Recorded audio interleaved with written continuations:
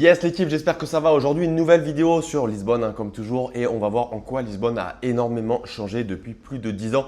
Donc au cas où tu ne me connais pas, je m'appelle Quentin, je suis expatrié à Lisbonne depuis 2015 et j'organise des rencontres sociales, des événements sociaux toutes les semaines dans le cadre de ma communauté Lisbonne Social Coffee. Je vous mets le lien de la page Instagram dans la description de la vidéo. N'hésitez pas à venir nous voir si vous êtes sur Lisbonne ou si vous allez vous expatrier à Lisbonne. Et aujourd'hui, donc, je vais faire une vidéo que je trouve très importante, une vidéo qui me tient à cœur et expliquer exactement en quoi Lisbonne a énormément changé depuis plus de 10 ans. Je suis arrivé donc en 2015 et le Lisbonne de 2015, ça n'a rien à voir avec le Lisbonne de 2026. Ce sont deux villes complètement différentes. Alors évidemment, il y a encore des choses qui se ressemblent, on parle de la même ville. Mais l'ambiance, le coût de la vie, il y a tellement de choses qui ont énormément changé à Lisbonne que je dirais Viva Lisbonne 2015, Viva Lisbonne en 2026, ce sont deux choses complètement différentes. Il y a des gens qui préfèrent le Lisbonne 2015, il y a d'autres personnes qui préfèrent le Lisbonne de 2026. Donc aujourd'hui, je vais partager en quoi la ville a changé. À la fin de la vidéo, je vous partagerai quelle est ma préférence entre ces deux Lisbonnes puisque c'est une ville, une capitale qu'on ne reconnaît presque plus aujourd'hui quand on est arrivé il y a plus de 10 ans. Alors la première chose qui a changé, et ça forcément ça ne fait pas plaisir à entendre mais c'est la réalité, c'est le coût de la vie. Alors Lisbonne, le coût de la vie a énormément augmenté depuis plus de 10 ans. Et certains me diront oui mais c'est le cas dans la plupart des endroits dans le monde avec l'inflation qu'on a connue en 2022-2023. Alors oui, l'inflation a tapé à peu près tous les pays et toutes les villes du monde entier. Mais sachez que Lisbonne a vraiment conjugué donc cette inflation qu'on a vue d'un point de vue économique dans le monde entier, mais surtout beaucoup de tourisme et beaucoup d'immigration, beaucoup de gens qui viennent s'installer à Lisbonne pour y vivre, pour y travailler. Et donc forcément, quand on conjugue les deux, eh bien, ça se traduit par une inflation, par une hyperinflation, par une énorme augmentation du coût de la vie à Lisbonne. Donc là, je préfère être clair sur le sujet. À l'époque, quand je suis arrivé, je me souviens, tout le monde disait eh bien, Lisbonne, c'est une ville pas chère, c'est une ville où on peut aller se planquer, entre guillemets, même si on n'a pas beaucoup d'argent. Aujourd'hui, si on n'a pas beaucoup d'argent, si on n'a pas de revenus, c'est très compliqué. Ça me paraît très compliqué d'avoir une vie confortable à Lisbonne. Alors, je suis réaliste. Aujourd'hui, c'est encore bien moins cher que de grandes capitales comme Paris ou encore Londres. Personnellement, je suis de Paris. Même si ça fait longtemps que je ne mets plus les pieds à Paris, j'ai beaucoup de retours et je sais que la vie à Paris est beaucoup plus chère qu'à Lisbonne. Il faut être réaliste, c'est quand même l'un des points forts de Lisbonne. Quand on vient de Paris, le coût de la vie est moins élevé. Par contre, il faut dire ce qui est, le coût de la vie a beaucoup augmenté et je pense notamment au logement. Par exemple, en 2015, je me souviens, on pouvait trouver une chambre dans les quartiers du centre pour 300 €. On pouvait trouver un petit appartement, un studio ou un appartement avec une chambre pour 500, 600 €. Aujourd'hui, c'est simple, tout a doublé.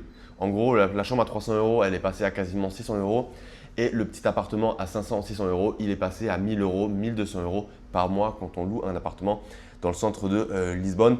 C'est pareil pour les restaurants. Alors les restaurants, il y a encore beaucoup de disparités. Aujourd'hui, vous pouvez encore trouver des restaurants, notamment des restaurants portugais dans des bons quartiers comme Intended, comme Alameda, où vous pouvez manger pour aller avec des plats à 11 €, 12 €, 13 €. Mais il y a beaucoup de restaurants qui ont des prix presque parisiens. Alors pas forcément parisiens, mais il y a énormément de restaurants qui sont chers. Ce qui a vraiment augmenté, comme je l'ai dit, c'est le logement. Le reste, Uber. Alors Uber et Bolt pour le coup, ça donc les taxis par application, je trouve que ça n'a pas beaucoup augmenté. Voire pas du tout d'ailleurs. On est encore sur des prix tout à fait corrects pour 5 €. 6 €, vous pouvez payer une course dans le centre de Lisbonne. Du centre à l'aéroport, vous pouvez encore vous en sortir pour 8 €, 9 €, 10 €. Donc vous le voyez, ça c'est pas cher. Mais par contre, c'est surtout le coût des logements qui a beaucoup augmenté. L'alimentation, je dirais, ça a augmenté comme partout au rythme de l'inflation mondiale. Et les restaurants, comme je vous l'ai dit, ça dépend vraiment où vous allez. Il y a beaucoup de restaurants qui ont ouvert et qui sont devenus très chers, qui visent vraiment les gens qui ont de l'argent ou les touristes.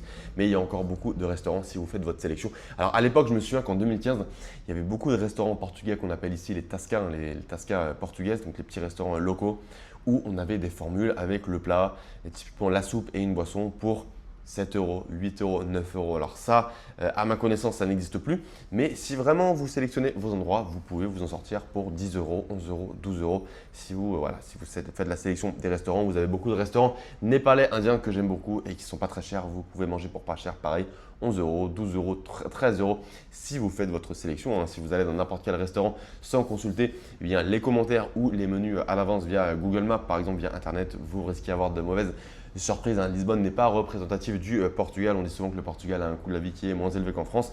Alors c'est le cas, mais à Lisbonne, n'oubliez pas, on est dans la capitale, il y a beaucoup de touristes, il y a beaucoup de gens qui ont les moyens et forcément ça crée des disparités selon les endroits où vous allez. Donc ça c'est la première chose, le coût de la vie a beaucoup augmenté. Ensuite, la deuxième chose que j'ai notée ici, c'est l'ambiance transformée à Lisbonne. Alors, vous allez voir, si vous marchez dans les quartiers de Lisbonne, dans les quartiers du centre de Lisbonne, aujourd'hui, vous avez une ambiance hyper internationale. Alors, je vais faire un petit retour en arrière. Quand je suis arrivé en 2015, je me souviens, l'ambiance était encore très locale, l'ambiance était encore très portugaise et surtout, ça dépendait des quartiers. Si vous marchez dans des quartiers comme l'Alfama, comme Graça, comme Moraria, c'était encore très local, c'était encore très authentique. Il y avait beaucoup de petits restaurants portugais. C'était, je dirais, plus calme qu'aujourd'hui. Et donc, on se sentait vraiment comme dans un petit village. Aujourd'hui, je vous le dis tout de suite, c'est plus le cas. Alors, il y a encore beaucoup de Portugais, hein. Parfois, j'entends dire qu'il n'y a plus de Portugais à Lisbonne. Alors, ça, c'est faux, hein. Moi, j'habite à Lisbonne. J'habite dans un des quartiers du centre et je sais de quoi je parle puisque dans mon bâtiment, dans mon building, hein, la plupart des gens sont portugais. Donc, clairement, il y a encore beaucoup de Portugais à Lisbonne. Mais c'est vrai que l'ambiance est quand même beaucoup plus internationale. L'ambiance, on retrouve plus cette petite ambiance du village qu'on avait en 2015 dans certains quartiers historiques comme ceux que je viens de citer. C'est vraiment une ville touristique, c'est une ville active, c'est une ville dynamique et c'est une ville où vous allez entendre différentes langues. Si vous vous baladez dans le centre, hein, vous allez entendre bien sûr du portugais, mais également de l'anglais, de l'espagnol, du français bien sûr. Donc ça, c'est vraiment une grande transformation qu'on voit à Lisbonne. Donc, mais paradoxalement, moi je trouve que les quartiers ont quand même gardé leur charme. Moi j'adore me balader à Graça, j'adore me balader dans la Moraria, j'adore me balader à Alfama et on trouve encore beaucoup de locaux. Comme je vous l'ai dit, maintenant c'est vraiment l'énergie qui a complètement changé.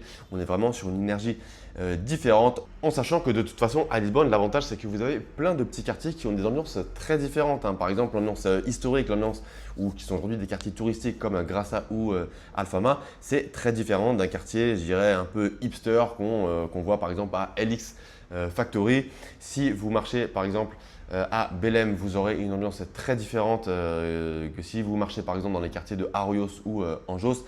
Pareil, si vous vous baladez le long du fleuve, ce sera une ambiance très différente des quartiers un peu plus au nord de la ville. Donc quoi qu'il arrive, quelle que soit l'ambiance que vous recherchez, je pense que vous serez trouvé à Lisbonne, vous serez servi à Lisbonne et c'est justement une des grandes forces de Lisbonne, c'est que quel que soit ce que vous recherchez, vous pouvez le trouver. Quelle que soit l'ambiance que vous recherchez, vous pouvez le trouver. Et d'ailleurs, que vous souhaitiez vivre la nuit, la journée, que vous aimez la nature, les parcs, la plage, la vie urbaine, vous allez être satisfait à Lisbonne. Vous allez toujours trouver des quartiers qui vont vous correspondre si vous souhaitez quelque chose de plus local, si vous souhaitez quelque chose de plus international. Donc ça, pour moi, c'est quand même la grande force de 2026. C'est que même si le coût de la vie a augmenté, on a vraiment différents types d'ambiance dans différents types de quartiers, alors qu'à l'époque, c'était, je dirais, plus local de façon générale. Alors, c'est très bien. Moi, j'adore l'ambiance, j'adore la culture portugaise. C'est d'ailleurs pour ça que j'habite à Lisbonne, bien évidemment. Mais j'aime bien quand même ce côté très dynamique, ce côté diversifié qu'on retrouve aujourd'hui en 2026 et qu'on avait un petit peu moins en 2015, l'année où je suis arrivé. Alors, troisième point que je notais, ça je sais que ça dérange pas mal de gens, mais il ne faut pas oublier que ça a des points positifs également, c'est le tourisme. Alors en 2015, il y avait quand même des touristes. Je me souviens quand je me baladais par exemple dans le Bairro Alto, le quartier nocturne où il y a des bars, il y avait beaucoup de touristes. Quand on se baladait déjà dans l'Alfama, c'était déjà un quartier très touristique. Mais alors aujourd'hui, le tourisme a vraiment explosé à Lisbonne. Je ne sais pas si on peut dire que c'est une des villes les plus touristiques au monde, car ça reste une capitale à taille humaine, hein. Ce n'est pas non plus une ville énorme. En tout cas, je peux vous dire qu'au mètre carré, notamment l'été, si vous vous baladez dans les quartiers du centre, eh bien c'est full touriste. Alors je sais que je ne suis pas du tout ici pour rentrer dans un débat. Ce que je peux dire évidemment, c'est que le tourisme, ça a des points négatifs, ça a des points positifs, mais j'entends régulièrement que le tourisme, eh bien ça n'a que des côtés négatifs. Je dirais, virer les locaux du centre de la ville. Alors évidemment, ça a des côtés négatifs, je suis bien d'accord, mais il ne faut pas oublier que ça a aussi des côtés positifs, hein. Le tourisme, je pense que ça a beaucoup apporté à l'économie portugaise et je connais aussi beaucoup de Portugais qui vivent du tourisme, hein. Je connais des gens qui sont guides touristiques et qui évidemment vivent des touristes. J'ai des amis brésiliens qui sont chauffeurs Uber et la moitié de leurs clients sont des étrangers et notamment des touristes. Donc je pense que le touriste, ça aussi, j'ai des amis qui sont agents immobiliers et qui ont fait de bonnes affaires car des étrangers ont investi pour par exemple vivre de la location touristique. Donc bref, encore une fois, le but c'est pas du tout de rentrer dans un débat pour ou contre le tourisme à Lisbonne. C'est juste pour vous dire que le tourisme, ça a du bon, ça a du moins bon, mais voilà, il y a quand même des gens qui en ont profité. Et je pense que de façon générale, l'économie portugaise en avait besoin vu la situation de crise dans laquelle elle était il y a plus de 10 ans, notamment quand je suis arrivé. Donc quoi qu'il arrive, Lisbonne est devenue une destination mondiale et c'est pas un hasard parce que Lisbonne, c'est une ville qui est super à visiter, c'est super pour se balader. J'adore me balader dans le parc Édouard VII, j'adore me balader dans les quartiers historiques, j'adore me balader à Belém, j'adore me balader le long du fleuve, j'adore également sortir un petit peu de Lisbonne pour aller à Sintra, pour aller à Cascais, pour aller à la plage, pour passer une journée. Et ça, c'est quelque chose que les touristes adorent. Donc ce n'est pas un hasard si Lisbonne est une ville aussi touristique. Si elle est aussi touristique, c'est que c'est une ville bien très attractive. C'est une ville où il est très agréable de se balader et de passer quelques jours. Et d'ailleurs, mais au départ, je me souviens en 2015, quand je suis arrivé, je ne savais pas combien de temps j'allais rester. Eh bien, c'est quelques semaines qui étaient prévues pour un premier séjour à Lisbonne. C'est devenu maintenant 11 ans de séjour et ce sera peut-être 15, 20 ou 30 ans, je ne sais pas. J'espère le plus longtemps possible. Pourquoi? Car je suis très heureux à Lisbonne. Alors, quatrième point que j'ai noté, j'en ai un petit peu parlé, mais là, on va vraiment se focus dessus, c'est la population et l'ambiance. Forcément, en 2015, là, on avait une ambiance très locale. Ça parlait très portugais avec tout le bien qui va avec. Moi, j'adore la culture portugaise. Mais aujourd'hui, 2026, moi, j'aime beaucoup la mixité, j'aime beaucoup quand les gens se mélangent. Et aujourd'hui, Lisbonne, c'est devenu une ville hyper internationale, à l'image de Paris ou de Londres. C'est une capitale européenne, c'est une capitale mondiale, c'est une capitale vivante. Et il y a un énorme mélange de Français, de Brésiliens, d'Américains, d'Allemands, d'Italiens, de Portugais, bien évidemment. Donc l'anglais, c'est la langue de base. D'ailleurs, dans beaucoup de cafés, vous verrez, vous arrivez dans beaucoup d'endroits, on ne vous parle pas en portugais, on vous parle en anglais. On vous demande ce que vous voulez en anglais. Alors si vous parlez mieux portugais que anglais, en général, la plupart des gens savent vous répondre en portugais, encore que ça dépend des endroits. En tout cas, l'anglais, c'est pas devenu la langue officielle bien sûr, mais c'est devenu une langue de base dans beaucoup d'endroits du centre. Donc on est vraiment sur une vie internationale et c'est une ambiance personnellement que j'adore. Donc c'est toujours le Portugal, mais c'est un Portugal un petit peu différent. C'est un Portugal international au sein duquel les gens se mélangent. Donc ça m'amène justement au cinquième point qui est le travail et le lifestyle. Le lifestyle a beaucoup changé. Forcément, avec autant de gens qui viennent du monde entier, que ce soit des touristes ou des expatriés, eh bien, il y a énormément d'endroits qui ont ouvert à Lisbonne et qui n'existaient pas quand j'étais ici en 2015. Des espaces de coworking, des restaurants avec des gastronomies du monde entier. Bref, il y a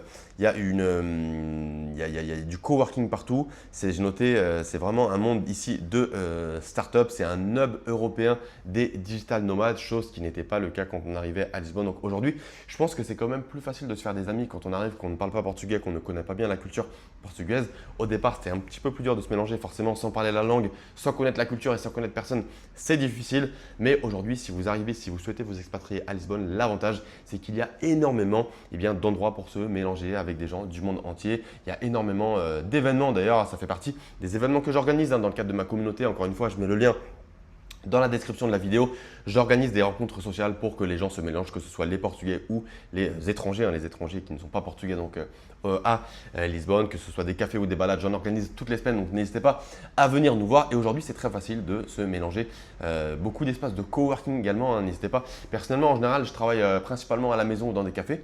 Mais si vous aimez les espaces de coworking, n'hésitez pas à taper sur Google Maps Coworking Lisbonne et vous verrez qu'il y en a un paquet. Il y en a dans tous les quartiers. N'hésitez pas à faire votre recherche. Je ne suis pas un expert des coworking, je ne vais pas non plus trop m'exprimer sur le sujet, mais n'hésitez pas à suivre les avis que vous voyez sur Google Maps pour choisir le coworking qui vous correspondra le plus si vous êtes un digital nomade. Donc aujourd'hui, qu'est-ce qu'on peut dire? Voilà, hub européen des digital nomades. Personnellement, je pense que c'est une ville aujourd'hui que je préfère par rapport au Lisbonne 2015. Je sais que beaucoup de gens préfèrent le Lisbonne à l'ancienne. Moi, malgré l'augmentation du coût de la vie, je pense que le Lisbonne de 2026 a tellement à apporter aujourd'hui, a tellement d'options, des gens à rencontrer, des bons restaurants à tester, des cafés très sympas où il est agréable de se poser que personnellement, je préfère le Lisbonne de 2026. Donc la question finale de cette vidéo. Faut-il venir vivre à Lisbonne en 2026? Pour moi, la réponse est oui, oui et oui. Je préfère le Lisbonne de 2026 au Lisbonne de 2015, même si j'adorais ma vie à Lisbonne en 2015. Aujourd'hui, on a, malgré l'augmentation du coût de la vie, on a un mode de vie qui est très intéressant. Le climat, franchement, il n'a pas beaucoup changé, si ce n'est le réchauffement climatique, mais ça, c'est partout. On a 300 jours de soleil dans l'année, donc très peu de pluie. Alors, quand il pleut, attention, ce sont des grosses averses, donc il faut rester à l'abri. Mais globalement, on a beaucoup plus de soleil que de pluie. La qualité de vie, elle est bonne. La sécurité, globalement, elle reste très bonne. On reste sur une ville très safe. La plage à proximité, ça n'a pas changé. On peut aller surfer, ça n'a pas changé. Mais surtout, ce qui a changé, c'est, je dirais, c'est le mindset des gens, c'est l'ambiance internationale, c'est la facilité pour faire des rencontres. Donc, personnellement, je conseille à tout le monde de venir au moins quelques mois vivre à Lisbonne, que vous soyez digital nomade pour travailler à la maison ou que vous souhaitiez trouver un emploi. Je sais d'ailleurs que l'économie portugaise, justement, de par cette ambiance internationale et le tourisme s'est beaucoup développé. Et je parlais avec un Portugais récemment, je suis dans un groupe de running et il y avait un Portugais, un Portugais très sympa avec qui j'ai donc sympathisé et qui me disait qu'aujourd'hui il y a énormément d'emplois proposés à Lisbonne, ce qui n'était pas le cas il y a 10 ans. Donc la situation du marché de l'emploi, je ne connais pas du tout les chiffres, mais en tout cas ce qu'il m'a dit, c'est que la situation du marché de l'emploi a beaucoup progressé, c'est beaucoup amélioré depuis une dizaine d'années. Donc ça, je suis vraiment content de voir que l'économie portugaise, pour un pays qui était plus ou moins en crise il y a 10 ou 15 ans, aujourd'hui la situation est nettement meilleure. Donc ça, c'est vraiment super. Voilà, je suis très heureux aujourd'hui à Lisbonne 2026. J'étais très heureux à l'époque, mais je suis encore plus heureux en 2026. On va voir comment la situation va évoluer dans les prochaines années. Voilà donc pour cette vidéo, pour les principales différences. N'hésitez pas à me dire en commentaire si vous êtes déjà venu à Lisbonne, si vous habitez à Lisbonne, si vous souhaitez vous expatrier à Lisbonne. Quelle est votre impression sur la ville? Quels sont les changements que vous avez vus si vous êtes expatrié à Lisbonne depuis quelques années. La chaîne est nouvelle, n'hésitez pas à vous abonner à la chaîne, ça me fait super plaisir, ça aide au référencement. Un petit pouce bleu, ça aide également au référencement et ça me fait également très plaisir et je vous dis à très bientôt. Salut!